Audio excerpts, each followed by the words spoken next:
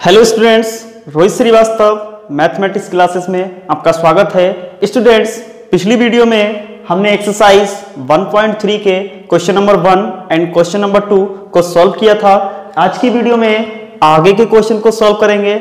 जैसा कि आप देख सकते हैं, तीसरा क्वेश्चन लिखा हुआ है कि मान लीजिए एक सेट दिया है ए 1, 2, 3, 4 और 5।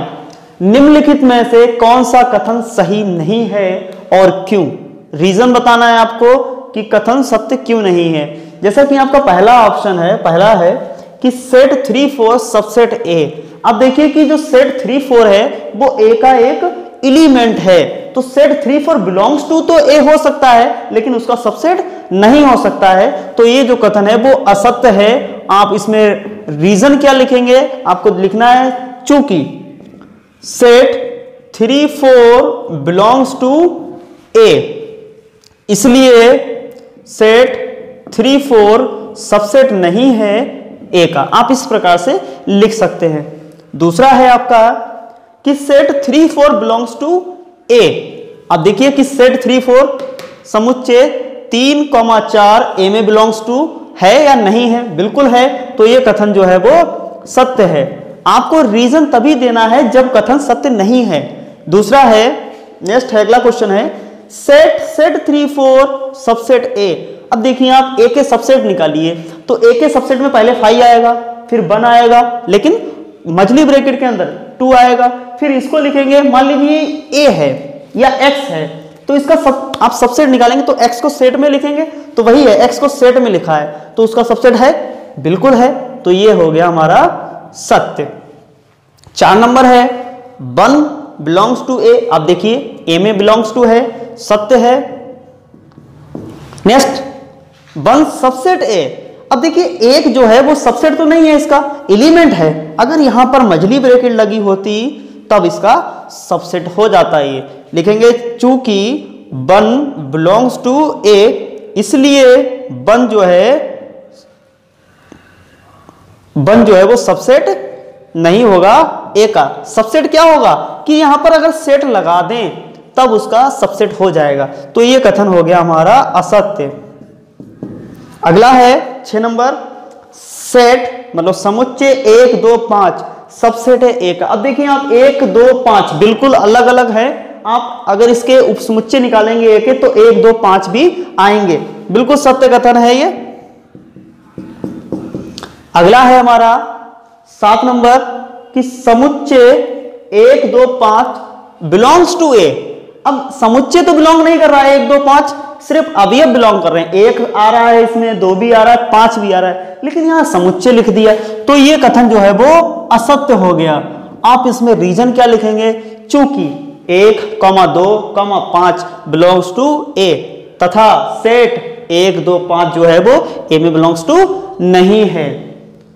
अगला है हमारा 8 नंबर 1, 2, 3 समुच्चय 1, 2, 3 सबसेट है ए का। अब देखिए आपकी 3 और 4 ये x है, तो आप देखिए क्या इसको अलग कर सकते हैं? इसे आप अलग नहीं कर सकते हैं। इन्होंने क्या किया, 3 को अलग कर दिया, लेकिन इसको हम अलग नहीं कर सकते। तो यहां पर लिख सकते हैं सिंस सेट 3, 4 मतलब समुच्चय 3, 4 बिलोंग्स टू ए, ये ए में बिलोंग्स टू है, इसलिए 1, 2, 3 सबसेट नहीं होगा ए का। सबसेट मतलब उपसमुच्चय नहीं होगा। ये दोस्तों सबसेट बोल रहा हूं मैं बार बार, इसका मतलब उपसमुच्चय है, आपको पिछली वीडियो में बता चुका हूं।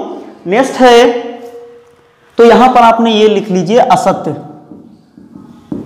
नेक्स्ट 5 बिलोंग्स टू ए, मतलब 5 क्या ए में है? बिल्कुल नहीं है। तो कथन कैसा हो गया? असत्य। आप लिखेंगे चूंकि 5 का मतलब रिक्त समुच्चय। रिक्त समुच्चय सभी समुच्चयों का उपसमुच्चय होता है, लेकिन 5 जो है वो इसमें बिलोंग्स टू नहीं है।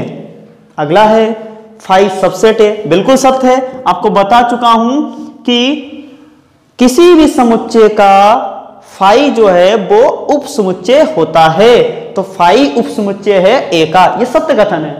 अगला, अब देखिए समुच्चय 5, अब इसका मतलब हो गया कि ये ए का अवयव है, तो फाई देखिए क्या ए में आ रहा है, नहीं आ रहा है। आपको लिखना है चूंकि फाई बिलोंग्स टू नहीं है ए में, इसलिए फाई सबसेट नहीं है ए का। यहां पर आप लिख लीजिए असत्य।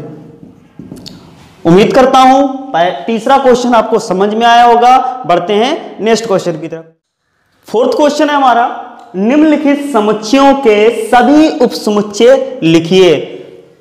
मैंने आपको एक फार्मूला बताया था कि 2 की पावर n, अगर किसी समुच्चय में n अवयव हैं तो 2 की पावर n उसके उपसमुच्चय होते हैं। अब यहां आप देखिए इस सेट में मतलब इस समुच्चय में एक अवयव है तो 2 की घात 1 मतलब 2, इसके उपसमुच्चय कितने हो गए 2।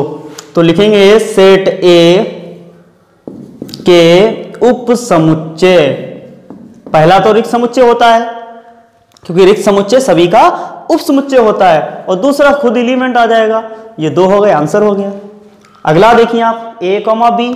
अब a, b मतलब 2 की पावर 2 कितना हो गया 4 हो गया, तो इसके उपसमुच्चय कितने होंगे 4 होंगे। तो समुच्चय a, b के उपसमुच्चय, सबसे पहले तो रिक्त समुच्चय, फिर single single element a, b और दोनों एक साथ a, b। अब देख सकते हैं आप 4 हैं।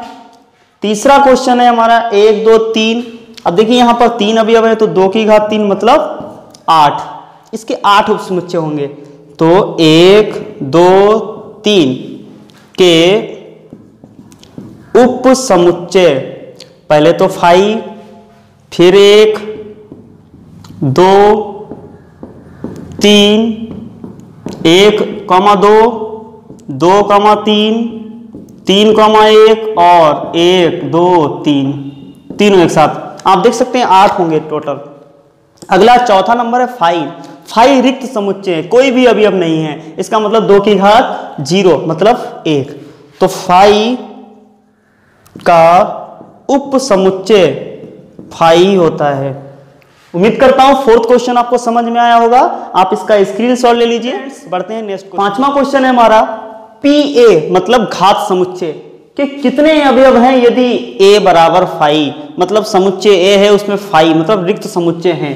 तो पहले तो A के उपसमुच्चय क्या हो जाएगा 5 हो जाएगा। आप जानते हैं कि 5 का उपसमुच्चय 5 होगा। तो पावर सेट PA निकालेंगे। आपको पता है कि घात समुच्चय क्या होता है, किसी समुच्चय के उपसमुच्चयों का संग्रह घात समुच्चय कहलाता है। तो ये उपसमुच्चय है, इसे आप सेट में लिख लीजिए।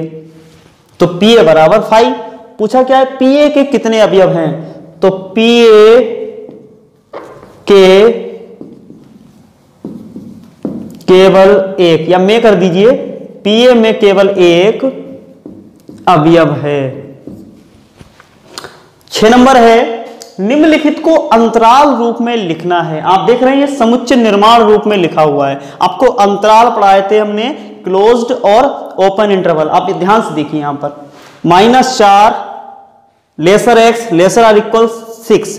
अब देखिए -4 जो है वो अंतराल में नहीं है, इंक्लूड नहीं है, जबकि 6 अंतराल में आ रहा है। तो आप इसे लिखेंगे -4 पर ओपन ब्रैकेट बनाएंगे और 6 पर कर देंगे क्लोज्ड, क्योंकि 6 है इसमें बराबर लगा हुआ है, लेसर आर इक्वल लगा हुआ है, तो इसलिए ये वाला साइन बनाएंगे आप। दूसरा है x x belongs to r -12 lesser x lesser -10।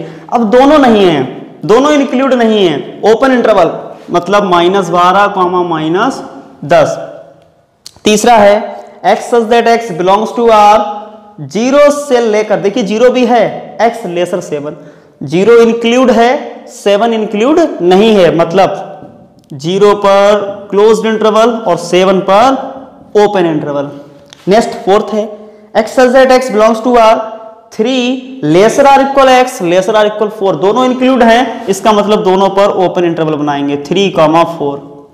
उम्मीद करता हूं क्वेश्चन नंबर 5 एंड 6 आपको समझ में आए होंगे। आप इसका स्क्रीनशॉट ले लीजिए। बढ़ते हैं नेक्स्ट क्वेश्चन नंबर 7 है हमारा, अंतरालों को समुच्चय निर्माण रूप में लिखना है। पिछले क्वेश्चन में क्या था कि आपको अंतराल जो थे समुच्चय निर्माण रूप में लिखे थे उनको अंतराल रूप में लिखना था। अब अंतराल रूप में लिखे हुए हैं, इन्हें समुच्चय निर्माण रूप में लिखना है। तो देखिए आप ध्यान से, ये ओपन इंटरवल है, इसका मतलब -3 भी नहीं है, 0 भी नहीं है, दोनों इंक्लूड नहीं है, इनके बीच के एलिमेंट्स लाई करेंगे। तो कैसे लिखेंगे, x such that x belongs to R, -3 lesser x lesser 0। अब देख सकते हैं कि दोनों इंक्लूड नहीं है। अगला है, ये आप देखिए कि ये क्लोज्ड इंटरवल है, इसका मतलब 6 भी है और 12 भी है, दोनों इंक्लूड हैं। तो x such that x belongs to R, 6 से लेकर x की वैल्यू 12 तक, लेसर आर इक्वल, इक्वल का साइन बनाएंगे।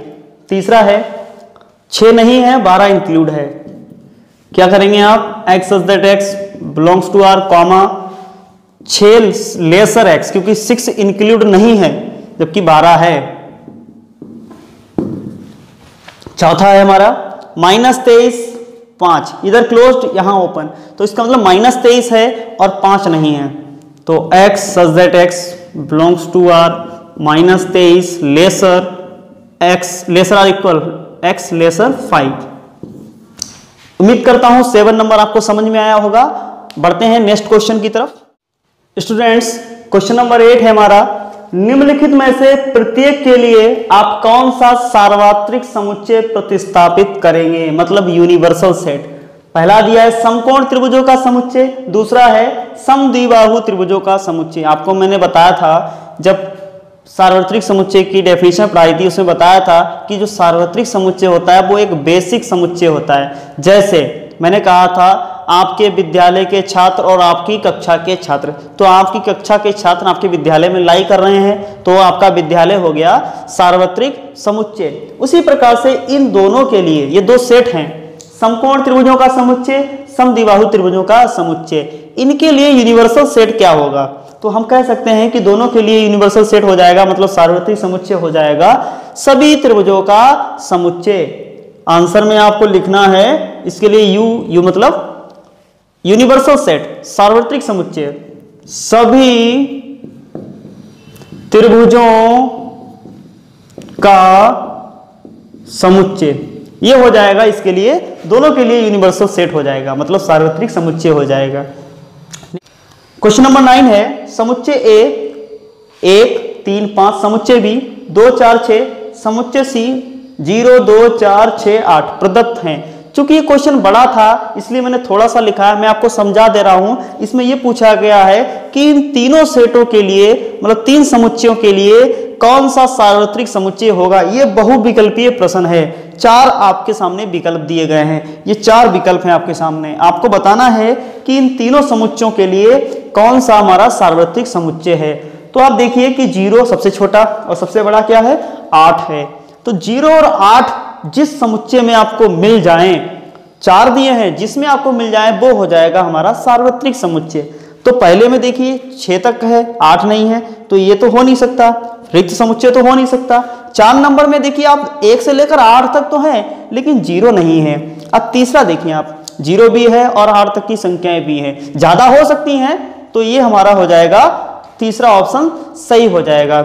स्टूडेंट्स, हमारी प्रश्नावली 1.3 कंप्लीट होती है। मिलते हैं अगली वीडियो में एक्सरसाइज 1.4 के साथ।